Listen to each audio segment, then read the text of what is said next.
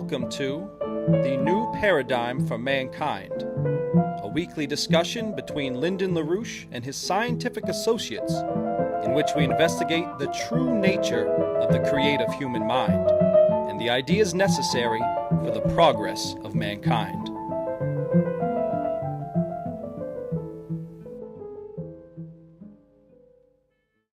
Today we're going to continue the discussion on the needed concepts to address the breakdown of this current system.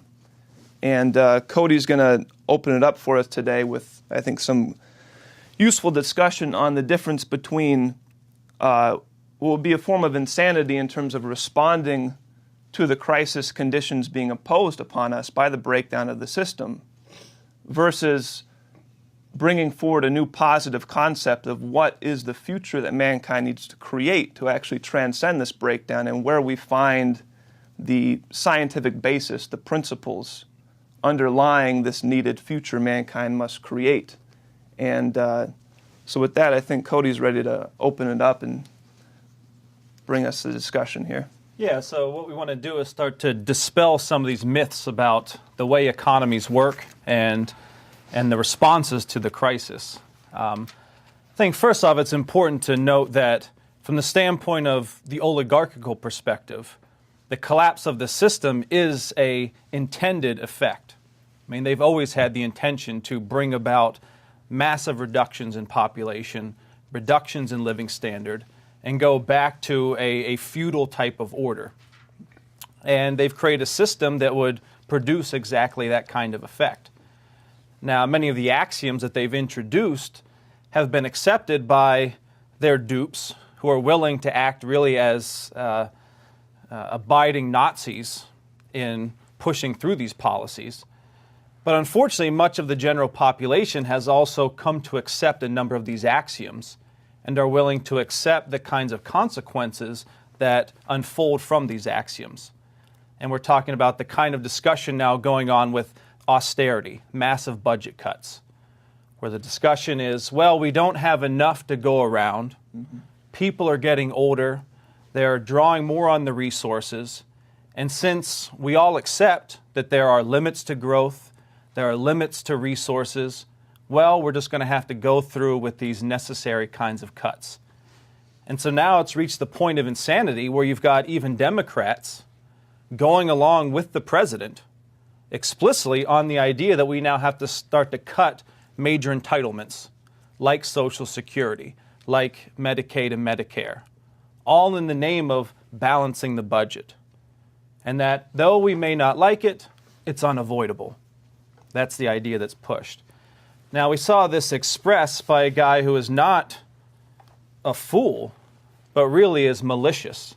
And I'm talking about Frank Keating, the head of the American Bankers Association, who has been an outspoken opponent of a return to Glass-Steagall, who in fact has had some of his goons directly attack our own members, Paul Gallagher in particular, attacking him and his call for Glass-Steagall in, I forget which paper it was. Was it in South Dakota, I believe it was? Mm-hmm. Anyway, so you've got Keating, head of the American Bankers Association, speaking as a mouthpiece really for J.P. Morgan and the oligarchical interests, who are saying we have to try to salvage and hold on to our financial system at all cost. And if that means millions of people have to be thrown to the scrap heap, so be it. That's just the way the world is. And so you got an expression of this. This is from, let's read one quote from Keating. This is about 2 weeks ago at a hearing of the U.S. Senate Banking Committee in discussing the fact that, and you'll see what he says, about how we have to deal with the fact that the baby boomer generation is the largest generation in population size and is now getting older and is becoming more of a burden on the resources of the planet. So here's what Keating says. He says, in 1950, the average person retired at 62 and died at 69 or 65 or 69. Today, the average person retires at 62 and dies at 80. So all the actuarial tables are off. we are mercifully living a lot longer, which is causing huge stresses in our ability to provide for the elderly in the United States. And it will continue to deepen and darken over the course of the next 20 years. And so making that argument, he then says we need to go towards these things like longevity indexes, where effectively you're doing accounting analysis on the lives of people, saying, can we really afford to keep people alive as long as they are? Isn't there a limit in terms of how old people should be allowed to get while they consume resources and no longer contribute to the economy, to the GDP? And it's a fascist mentality. It is exactly the idea of certain lives are not worthy to be lived.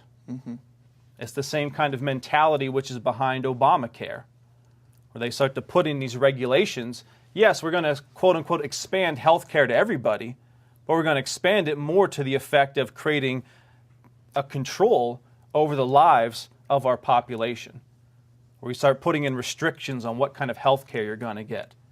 We start putting restrictions on what kind of treatments you're entitled to get based off of what your monetary return to the economy. So it's really fascist accounting. And that's what we're seeing really starting to dominate the discussion in Washington. You know, this whole fake debate between the Democrats and the Republicans really is vectored towards one end, which is start to reduce the population of the United States en masse through massive cuts in those, really the social safety net that was set up by the likes of Franklin Roosevelt and was defended by John Kennedy, really the last president to wholly defend these kinds of measures.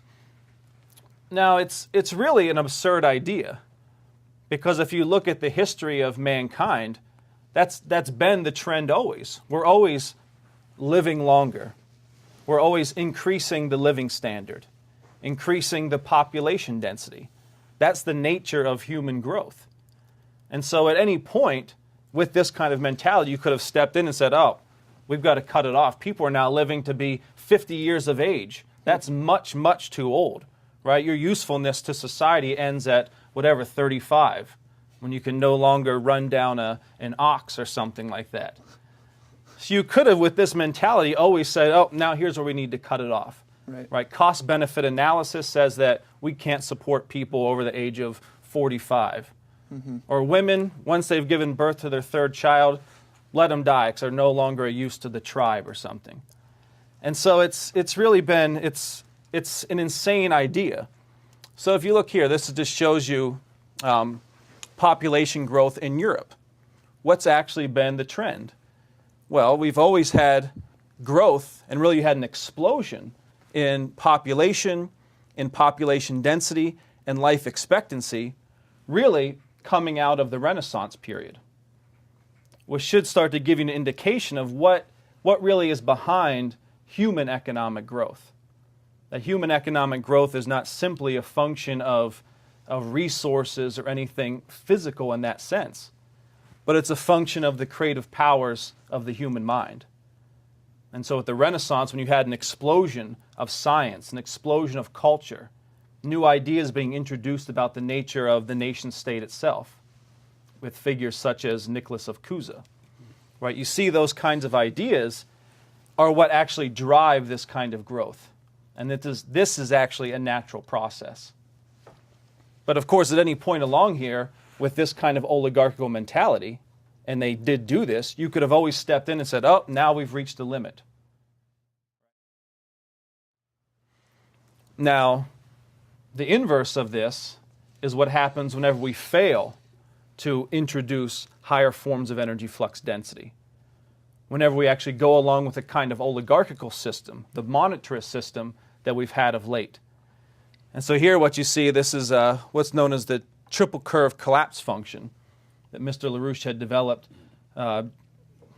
20 plus years ago or so, right? Where you're looking at so you've got this dynamic between these three different curves: the physical economy, financial aggregates, and then the money supply, where you see an inverse relationship between the hyperbolic growth of the financial side of things really feeding off the hyperbolic collapse of the physical side of things. And this gives you an image of really where we've reached now, where we've seen a systematic collapse of our physical economy. Right? We've failed to invest in the right forms of industry or technology, while we've had this massive explosion in finance, in monetary output, typified now by the insanity of QE infinity, or whatever they're dealing with now.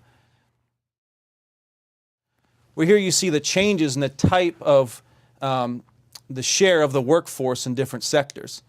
So you see, going back to 1950s, we had about 30% of our workforce was in manufacturing. That's now collapsed down to just over 10%. And it's actually much less heavy industry types of manufacturing even than what's depicted here. Meanwhile, look at where the growth has been. It's been in things like services. It's been in things like finance. So while you've had a growth in finance, a growth in so-called monetary growth, you've had a collapse in physical growth. You see that here. Here's another curve you see from 39 to 09. Here you see the blue line. This is goods producing employment. So it's been pretty much steady. So we've got about the same number of people producing things while the population has been growing. Meanwhile, you look at the services providing. That's what's been growing, services, a service-based economy. Here you look again at the size, sector size in terms of GDP. Back in the 1960s or so, you had 28, near 30% of our GDP was a function of manufacturing, where only a small percent, just about 10, came from finance, insurance, real estate, etc. But you look at the trend. You've had a hyperbolic growth in finance in terms of percentage of GDP and a total collapse in manufacturing. And so you see, we're no longer a productive economy, which is why it's necessary that we take up exactly the kind of policy we've been calling for, this Pacific orientation. Because while we've been collapsing, much of the slack, which has been able to even just maintain even the veneer of some quality of life in this country, has been a function of the fact that we've basically been depending on cheap labor in places like Asia, in China. It's been projected that just in the last 10 years, we've probably lost over 2 million manufacturing jobs to China. Now, of course, they themselves cannot sustain their current level of growth because they've become then dependent on the U.S. and others to be sort of, as Mr. Larouche put it at one point, the consumer of last resort. Well, now we're no longer going to be able to consume these goods. They're not going to be able to sustain their level of growth under the current paradigm. But because of this shift, it means that we must necessarily move towards this kind of strategic alliance, where we start to develop and utilize the industrial capacity that has been developed in Asia, and to bring it together with certain know-how and advantages of the United States to really take on this whole development of the Pacific Rim. Developing things like the Nuevo system here in the United States, developing the Bering Strait corridor into Asia, and actually having an alliance for that kind of development, where we necessarily need each other now, but we need each other according to this perspective of real high-intensity, higher energy flux density type of growth. Mm-hmm. And I think we'll be able to make the case over the next weeks or more that the only thing that is going to work with this is to go with a fusion-based driver economy. That we have to, in a sense, leapfrog the 40, 50 years of collapse. That we can't even fission itself isn't going to be sufficient. We're going to have to leapfrog it towards fusion, being driven by fusion in order to have a rate of accelerated growth that can overcome the rate of accelerated collapse that we've seen over the last 50 years. And so that's really the perspective we've got to have. And, as we've discussed, starts with Glass-Steagall, you get that in, you set up the firewall, you go back to this kind of Hamiltonian system of credit, driven by this idea of the Asian or the Pacific orientation, fusion development. That's your orientation. Now you start to develop the credit to be put out to actually facilitate the flow of resources, manpower, etc., into that kind of real physical growth process. So let's leave it at that and see what we have here for discussion. Well, first of all, I would say we've got to avoid assuming what the people's argument today. They fail to understand the fundamental difference between mankind and other forms of life, first of all. Now, this became clear with the Nicholas of Cusa's program, which was actually introduced into practice in the transatlantic region. So this thing, which was actually initiated and designed by Cusa, after he was dead, you had Christopher Columbus came along, was instructed on the basis of Cusa's teachings. And that led to a change in the Americas, specifically in North America especially, in which we broke free of the oligarchical system. Now, the thing to understand here is you can't talk about what people simply say that one system, like a European system and an American system, are somehow the same thing. They're not. The changes that come in Europe came in the form of the influence of the American discovery. Otherwise, Europe was going back through the same old that had been going through in terms of destruction ever since. So it was the actual development of the United States, which was a part of this whole process, but initiated by the Cusa's impetus. Now, that's where the problem lies. The problem is not anything inherent in physical economy as such. It's entirely located in the question of the mind of mankind. First of all, the animal world, which includes shall we say, Obama, he belongs to the animal world, not to the human world. We had a society which was largely based on the animal world, the oligarchical system. And we're living today under an oligarchical system, not an American system. Right. And what you have is the intention here is to reduce the population for what reason? To kill them. To reduce the quantity. What's the Queen of England doing?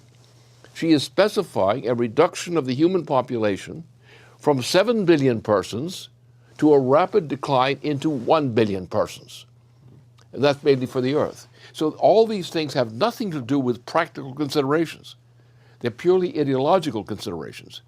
What is dominating the United States, and particularly Wall Street, is purely ideological. It's a reflection of that system, the oligarchical system. This is no longer our Constitution. Our Constitution has been destroyed in practice by this process. There was never any practical reason in terms of economics for what has happened. Right. It's purely rape. And it's the intention to prevent the human species from existing as a human species. They're trying to reduce the human species to an animal species. Now, the difference of the human species is energy flux density. Since the existence of mankind, the natural tendency has been to increase the energy flux density of human practice. And this can be measured in terms of South Africa, where you had this ancient time, you had the use of fire by mankind distinguished the human species from the non-human species. And what is happening now, again, is the oligarchical system is typified by the Dutch and British empires. These are entirely anti-human systems. They want to rule the planet as animals. Right. And therefore they have to reduce the population in numbers in order to reduce them to the scale of an animal species, not a human species. So the issue is not actually economic. It is murder, an intentional mass murder of the human population as an inhuman species, to reduce the human species to an inhuman species. So it's a malicious intention. And you can go through the entirety of history, and you can measure the progress of man by looking at the rate of energy flux density. Now you take the increase of energy flux density per capita. in human beings, and you take the ebb and flow of that tendency, which accounts for the degeneration of Eurasia, that Eurasia has gone through these long periods of mass death. Why? Because they have been following an oligarchical system. There's somewhere in this process, as in the Americas and in Europe, something went wrong. A human species, which was naturally species, and we know this stuff from the records, even although it's marginal at the beginning, that the human species was always, when it was a human species, actually, was not oligarchical. Somewhere in this process, the oligarchical principle became dominant in controlling the fate of mankind. The greatest improvement that ever occurred over this was the result of what Cousin discovered. And it was Cousin who specified crossing the great oceans into other continents away from the Eurasian continent and going to this new continent, this new freshly discovered continent. It wasn't actually totally fresh, but that was the effect. This made the change. The creation of the United States was the most decisive action that was ever taken against the oligarchical system. Now, the unfortunate part about it was the Anglo-Dutch system, which was an oligarchical system, not a human system. And that distinction should be made. When you're talking about the British system, for example, you're talking about the oligarchical system, not the human system.